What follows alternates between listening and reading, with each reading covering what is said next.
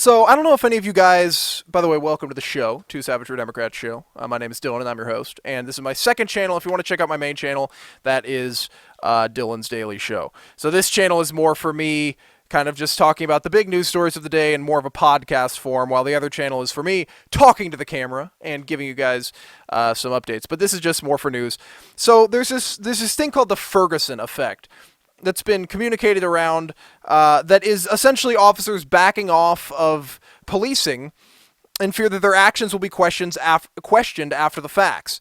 It's never really been quantified, but a Pew Research study, which is an independent organization, surveyed or questioned at least 8,000 officers from departments within at least 100 officers between May 19th and August 14th last year.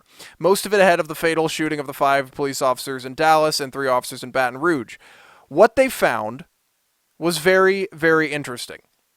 The study suggests that the Ferguson effect, is actually a reality, with 3/4 of officers surveyed saying they are hesitant to use force even when appropriate and are less willing to stop suspicious people. So these police officers, because they're being criticized by the leadership in our country as well, it's not just they're being criticized by the people. You know, it's not just the Black Lives Matter that's criticizing the cops. It's the leadership in our country. And because of all of this, it's caused cops to be 2/3 or 3/4, like it says here, of officers surveyed saying they are hesitant to use force even when appropriate, and they are less willing to stop and question suspicious people. So essentially, this whole movement of, pigs in a blanket fry them like bacon, all cops are evil, everything like that, has been hurting the safety of citizens around the United States, which it absolutely is. I mean, I do genuinely think this hurts the safety of citizens around the United States when you have this sort of thing. Because they don't want to stop anybody. If they see someone suspicious that might be African American, they don't want to stop that person because they're thinking, hey, I don't want to be pinned as racist. Get me out of this. I am not going to be pinned as racist. I am not going to stop that person. Yes, that person probably has a gun. It looks like they have a gun. They're acting really suspicious, but hey, I'm not getting involved because I don't want to be the next cop that's hated by the community. And this is something that's been spinning around and we've known it, but the evidence was mostly anecdotal. But this Pew Research study shows that this is true.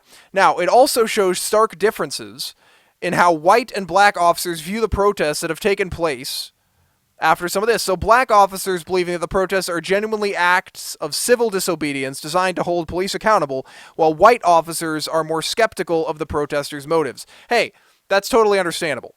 Right? Because the protesters, the Black Lives Matter, they're coming out, they're calling the white police officers racist, they're saying they want to kill them. Like I said, pigs in a blanket, fry them like bacon. Horrible things to the police officers. So it's understandable why the white police officers might be a little bit more skeptical before just, immediately assuming that these protesters have their best intentions at heart. So here are some of the key findings from that study that we're going to look at right now. 86% of officers said that fatal encounters between blacks and police have made policing more difficult. 93% said they're more concerned about safety. 76% said they're more reluctant to use force when appropriate. 75% said interactions between police and blacks have become more tense. 72% said they or their colleagues are more reluctant to stop, question people who seem suspicious. So this is also part of the downfall of the stop and frisk, which stop and frisk worked until they started saying, hey, watch it, don't be racist. We're watching you, don't be racist.